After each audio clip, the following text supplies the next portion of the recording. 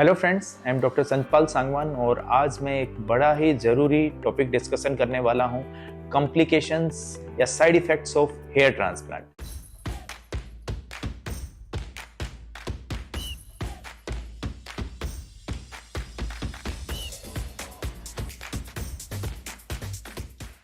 बहुत से लोग हेयर ट्रांसप्लांट कराने जाते हैं या फिर उन्हें इससे रिलेटेड बड़े कन्फ्यूजन होते हैं। आज मैं अच्छे से डिटेल में ये डिस्कस करूंगा और आप समझ पाएंगे कि कैसे इनको ठीक किया जा सकता है और कैसे इनसे बचा सकता है। मैंने इसको 3 तरह से थोड़ा सा क्लासिफाई किया है।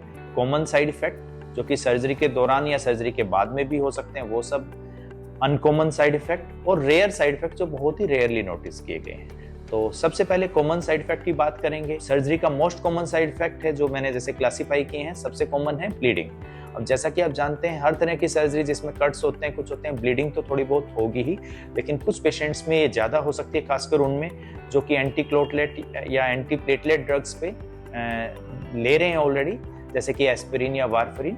तो हम पहले चाहते हैं कि अपने फिजिशियन से डिस्कस कर से कम 2 दिन पहले से लेकर हफ्ता भर पहले कुछ चीज़ें आप बंद कर सकते हैं, या जो स्मोकर एंड अल्कोहलिक्स हैं और जो जस्ट इमीडिएट प्रायर भी ले रहे हैं तो उसमें वैसोडाइलेशन की वजह से ब्लीडिंग ज़्यादा हो सकती है। तीसरी चीज़, जिसका ब्लड प्रेशर थोड़ा हाई रहता है और कंट्रोल नहीं आता, तो उन्हें अपनी टेबलेट लगातार लेते रहनी चाहिए, उनमें भी ये ब्लीडिंग ज़्यादा हो सकती है। तो ये सब हमें थोड़ा ध्यान रखना होता है। पर फिर भी मैं बताना चाहूँ कि ब्लीडिंग इतनी ज़्यादा भी नहीं होती, मैक्सिमम 25 to 30 ml होती है, तो इसकी वजह से डरने की जरूरत नहीं है। कभी भी किसी पेशेंट में हेयर ट्रांसप्लांट के दौरान ब्लड ट्रांसफ्यूजन की जरूरत नहीं पड़ती।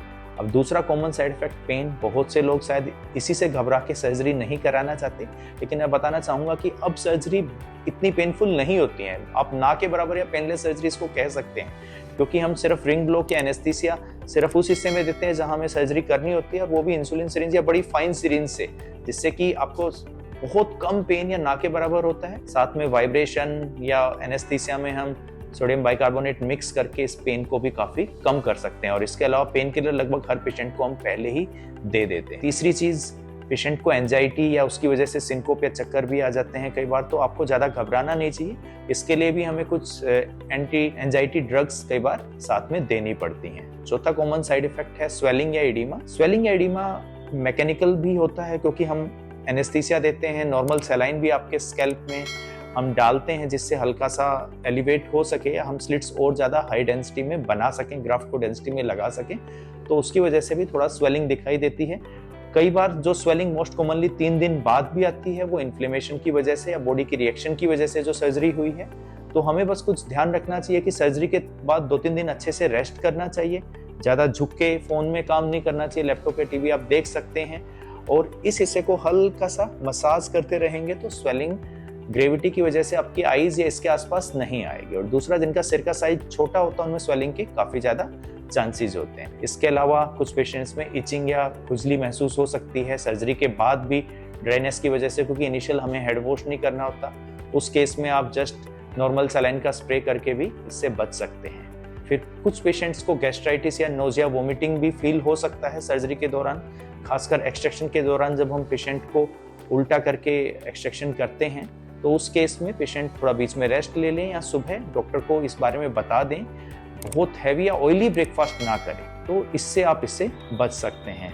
और भी कुछ कॉमन साइड इफेक्ट, हेडेक कई बार हो सकता है या सिर का भारी भारी लगना, लेकिन मैं ये बताना चाहूँगा कि ऐसा नहीं है कि माइग्रेन वाले पेशेंट या जो परसिस्टेंट हेडेक वाले पेशेंट इस सर्जरी को ना कराएं, और ना ही सर्जरी के बाद लंबे समय तक हेडेक रहता है।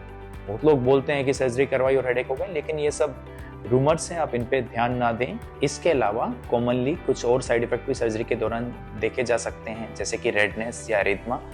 कभी कभी पेशेंट जब भी हम सर्जरी करते हैं तो कुछों में रेडनेस परसिस्टेंट या कुछ दिन तक रह सकती है, तो इसके लिए भी कुछ टॉपिकल माइल्ड सॉल्यूशन जैसे माइल्ड टॉपिकल स्टेरॉइड वगैरह हम दे सकते हैं, या सर्जरी के दौरान भी एंटी इन्फ्लेमेटरी ड्रग या पेन किलर उन्हें रेगुलरली लेनी ही चाहिए। अब कुछ अनकॉमन साइड इफेक्ट के बारे में हम बात करेंगे। इसमें से एक है इन्फेक्शन। वैसे तो जितने भी जो अच्छे क्लिनिक हैं वहाँ पे इन्फेक्शन उन्होंने शायद कभी अपने पेशेंट्स में देखी भी नहीं होगी, लेकिन फिर भी ये कुछ पेशेंट्स में होती है, खासकर इम्यूनो कम्प्रोमाइज पेशेंट जैसे कि डायबिटिक पेशेंट, या फिर जिनमें पहले ही इन्फेक्शन के सोर्सेज या टीबी या कुछ ऑलरेडी है, तो उनमें भी ये देखा जा सकता है। और इसके लिए प्रोफाइलेक्टिकली एंटीबायोटिक का कवर आपको लेना चाहिए। ज़्यादातर वो 7 से 10 दिन तक भी ले सकते हैं यदि आप डायबिटिक अनकंट्रोल डायबिटीज़ हैं।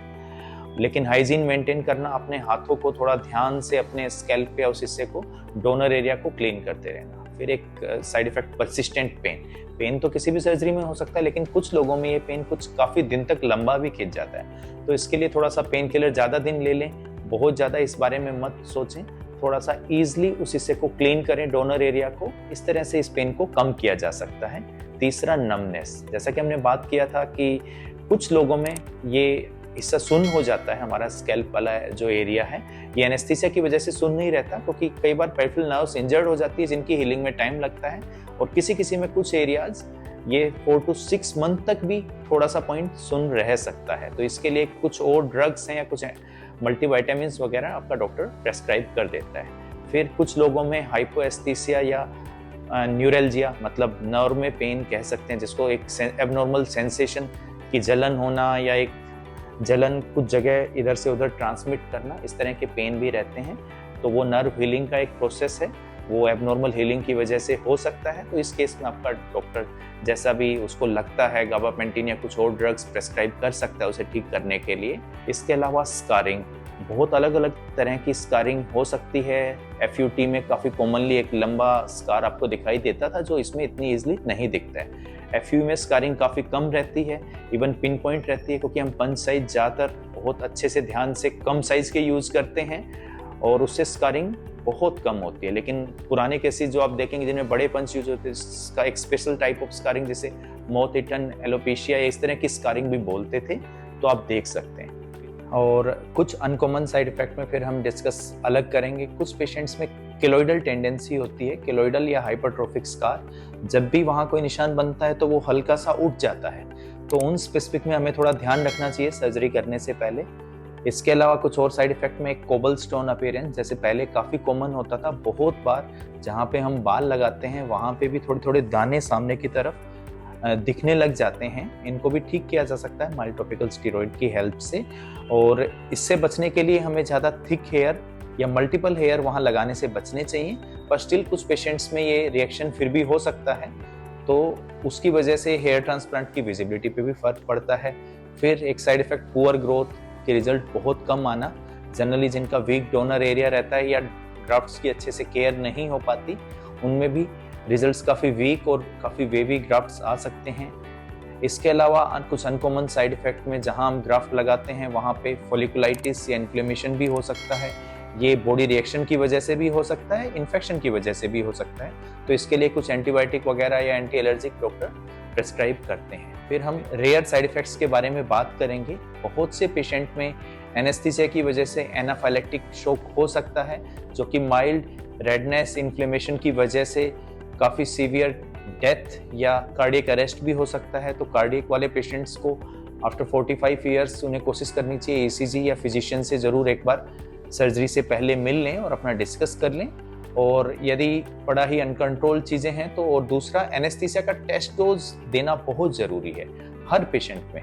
तो ये जो पेशेंट नहीं करते हैं, जो सेंटर नहीं करते हैं, वहाँ इसके चांसेस बढ़ जाते हैं। पर स्टिल कुछ पेशेंट्स में आफ्टर सर्जरी के कुछ दिन बाद भी ऐसा हो सकता है। तो इनिशियल जैसे पता लग जाता है तो आप उसकी केयर कर सकते हैं और इससे बचा जा सकता है।